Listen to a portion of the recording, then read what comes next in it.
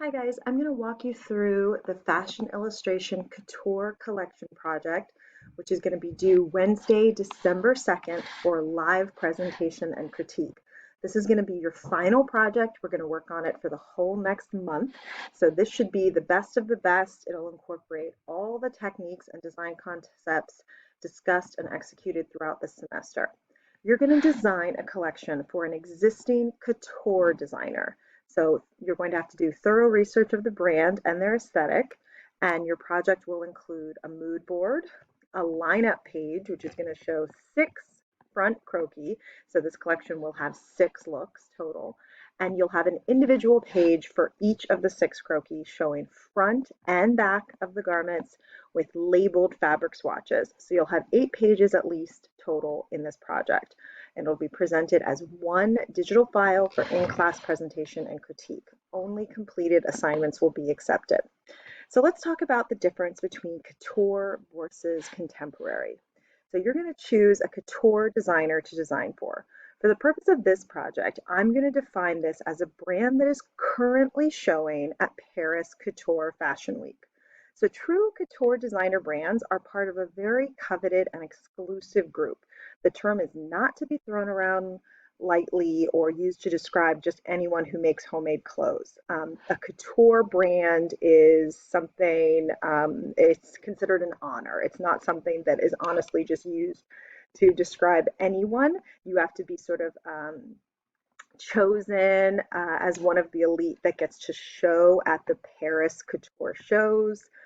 It's a really big deal. So you're going to select one of those brands that is unanimously decided by everyone in the fashion industry as an honest couture fashion brand. So you can go to the website listed here that shows you who is being regarded as a couture designer, and it puts them in alphabetical order. And you can see, a little thumbnail of their work, and then you can click on the brand. Let's see, like if we go to Balenciaga, and it'll take you to that brand's homepage so that you can see the clothing that they're carrying, their aesthetic, and what their price points are, things like that.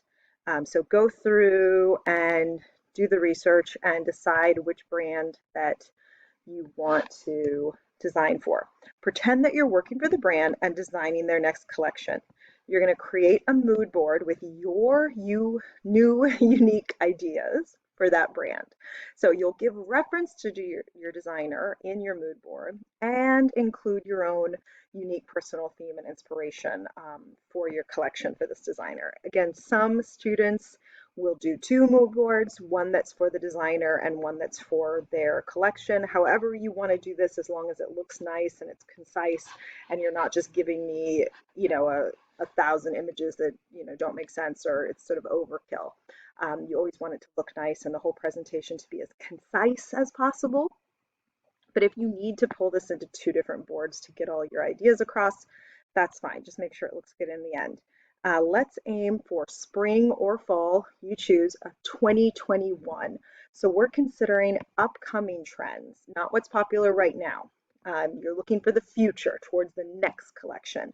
Tell a complete visual story that will guide all of your future design choices in those mood boards. Think about color, fabric, and silhouettes, okay?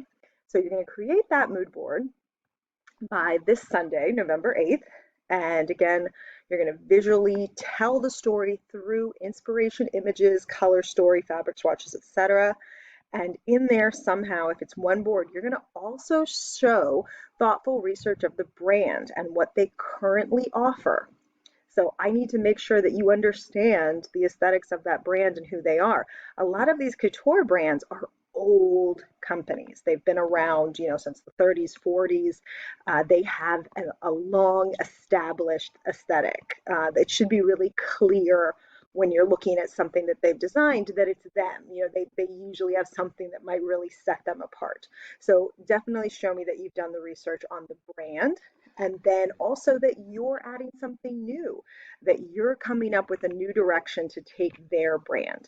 So your unique design inspirations, not just what the designer already does. You definitely want to look to what they've done in the past, but you want to take that to a slightly new place. So find a muse to be inspired by. Maybe it's a movie, a music genre, a historical era, political movement, a piece of artwork, etc. Whatever it is that's going to be your jumping off point. The more specific and clear your inspiration is, the easier it's going to be for you to design. Incorporate into your mood board a color palette, 4 to 10 colors. Let's not go crazy. The fewer colors you have, the more concise you are with your ideas, it's going to be easier for you to design. I promise. Keep it simple is going to be so much easier. Keep it concise. Keep it to a minimal amount so you're not just going overboard. 4 to 10 colors. I mean, honestly, 4 to 6 is even perfect for such a small collection of only 6 looks. Your mood board must be in digital format, but of course you can make it by hand and then photograph or scan it in to make it digital. You're going to develop your final illustrations just as we did with the previous project, kind of going in many, many phases. Again, this collection is going to have 6 complete croquis illustrated by hand with full detail and full color. So that means facial details, hair, hands, and feet all must be defined. You can do these digitally if you prefer to work in that medium, or you could use paint or marker, whatever you want to use. You're going to have a minimum of 2 garments per croquis, just like we did last time. So again, if you're designing a dress, give me something else with that dress. Maybe a coat, maybe a shawl, maybe a really cool accessory. I just want you to push it. With Couture, they're definitely pushing it, always kind of pushing those boundaries. This is the types of dresses and garments that you are going to wear to the Oscars, that you're going to wear to the Met Gala, that you're going to wear someplace extravagant. So this is a time you can actually go crazy with extra. There must be a full front and back view, so I want to see both. And then you're going to present each look individually on its own page with labeled fabric swatches, and you're going to show me all 6 of them as a digital lineup. So just show me the fronts, kind of 6 in a row, so we can see it all together and get an idea of the collection on one page. And again, paint or marker or digital, and final illustrations are done on a nice 9 by 12 or larger Bristol board, presentation board, and scanned for digital. So because this is a couture collection, talking about the swatches and the fabrics, the price points will be very expensive. And so we're talking $2,000 plus for a dress, more like $2 to $10 to $20,000 for a dress. They can definitely start on those lower ends. A lot of couture brands, are selling things to their regular clients in the $2,000 to $5,000 range. So it almost seems reasonable, but some of it does go, 20,000 and beyond. So very expensive, best of the best. So the fabric you choose should be extremely high quality. We're talking silk, leather, cashmere, linen, preferably natural fibers, not synthetics. Why would someone pay thousands of dollars for something if it wasn't the finest quality? So you need to give extra time to research and find the swatches that you need. You can order physical swatches from Mood Fabrics in New York. I love them just because they have a really great website that's really easy to use and lets you buy swatches for $1.50 each. They do take a few weeks to arrive, so you'd want to give yourself lots of time. But it's just a really great site to use. There's obviously tons of other resources, but that's just a really easy one. And they have designer fabrics. They have nice, high quality fabrics and a great selection. So I'm a big fan. Your physical fabric swatches must be neatly and deliberately placed on the page. So what I mean by that is just like chop it up, make it look like a, a 3-year-old took a pair of scissors to some fabric, cut it neatly in a nice square or some kind of shape that looks like you meant to do it, and then nicely place it on the page so that it looks like you meant to do it. And then you must write or type in the fiber content and the name of the fabric. So definitely you want to make us know that you know what it is you're talking about. So, don't just say 100% silk. I mean, that's great if you say that because it tells us the fiber content, but we don't know what the fabric is. You'd want to say 100% silk charmeuse or 100% silk satin. You want to really give us those specifics so that in case we're not sure by looking at your illustration, we can really easily fill in the blank spaces when you tell us what the fabric we're supposed to be looking at actually is, and you show us either a physical or a digital swatch of it off to the side. When you're looking at swatches, don't worry if the color doesn't match what you're showing us. I'd say it's more important that the fabric is exactly what you're trying to tell us. And then the color, worst case, you can put a color sample off to the side, or even again, your illustration should be in the color that you want. So that way we can figure out what color you want.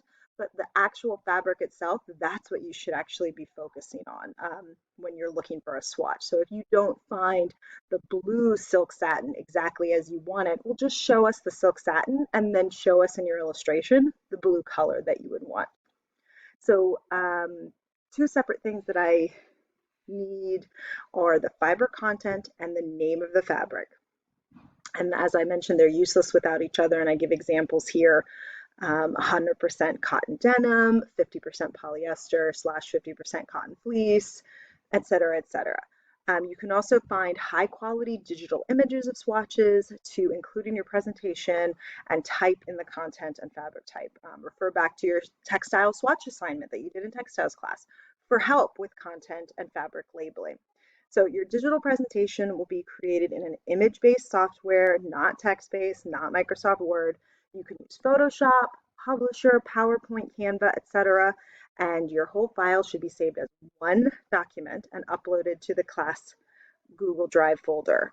You're going to have mood board, lineup, and illustrations, so at least 8 pages. And again, you'll update that, upload that to the class Google Drive folder and present it during the live session for the class critique. And then at the end here is the design presentation rubric. So you can look through that to see how I'm going to be grading you. Let me know if you have any questions, and I can't wait to see those projects.